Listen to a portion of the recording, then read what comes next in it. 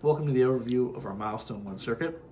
The idea of our circuit is to simulate atmospheric controls on either a spacecraft or on habitats for humans on foreign planets. Milestone 1 starts with the environment. These are our inputs like the gases surrounding our sensors, and the pressure. This feeds into those sensors, and those sensors produce a voltage based on what they sense in the environment.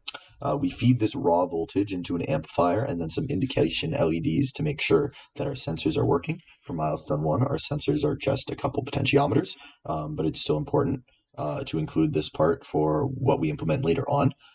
Next, we feed the outputs of these gas and pressure sensors, for now the raw outputs, into a series of comparator op amps, as well as some reference voltages. That's where we want our system to stay at. These are calculated from where we want our system to stay at. And these comparator op amps right now, just for Milestone 1, are feeding into a couple indication LEDs, but will eventually be used to control the environment. I'm going to do a quick overview of the circuit as a whole, the simulation. Basically, what we have is we have our sensors down here as voltage dividers right now. Our V references are also voltage dividers, that will stay, but when we get actual sensors, obviously our V references will have to change. So this is what it is for Milestone 1, but it will have to change in the future to accordingly to whatever the sensor output will be.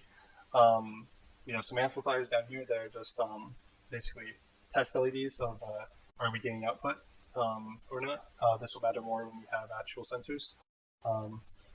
And they're just basic non-inverting amplifiers to amplify the signal of these are anywhere from 0 to, or 0.5 really, to 1 volt in size or a value.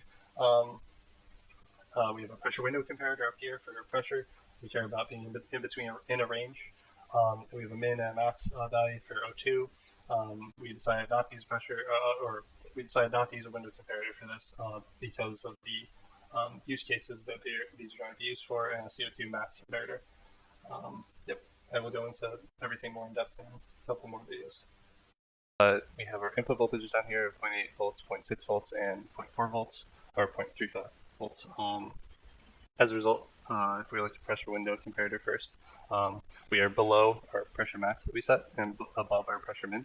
So we are in the range of values that we care about. We're in the range of pressure that we consider to be okay. Obviously, these values are arbitrary right now since we don't have real sensors, but for the sake of argument, that we are within the range that we care about. As a result, this is a max comparator, this is a min comparator. This has, both of these are grounded right now because we are below the max and above the min. So both of these are grounded, so we have no current flow here. This transistor, this NPN transistor, therefore is off. No current is going through this diode. I can show that real quick. ID11 right here is practically 0, so negative 12. So yeah, no current going through this LED, it is off. If I change the input value for this this value, so if we made this a 1K, for example, and then ran it again, now we have 2.26 volts there. That obviously that is way above the maximum voltage that we have set. Therefore, I would expect that this Pmax out is a positive voltage. It is 4.97 volts. Therefore, we have current going to this NPN transistor now. It allows current to flow through R23 and D11 now. So the current through D11 now is 0.04. So 0.004. So the 4 milliamps. Obviously, this LED is now on because we are outside the range. If we go below the minimum, obviously it would do the same thing. And so this would be on. This would still be grounded. If we move on to the min and max comparator for O2, right now this is the input voltage, this one, the 590 is the input voltage. This is a min comparator, so it's inverting. This is the minimum voltage that we have set at 0.52 basically.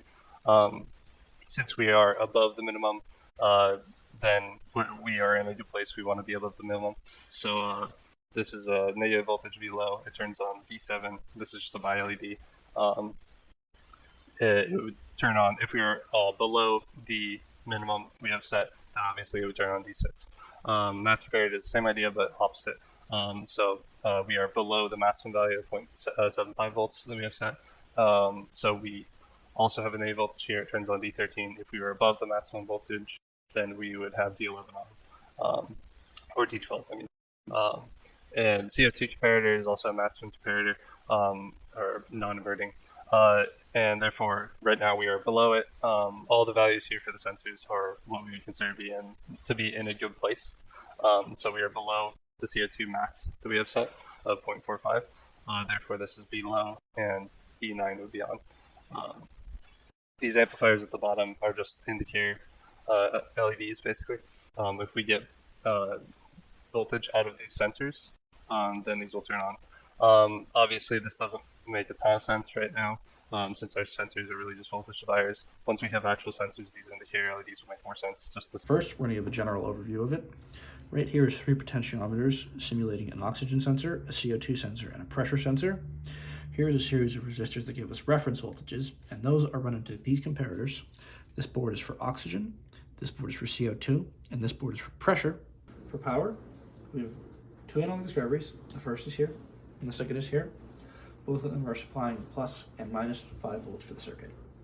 Moving back to this first potentiometer, simulating our oxygen sensor, the output of this is run here into these yellow wires.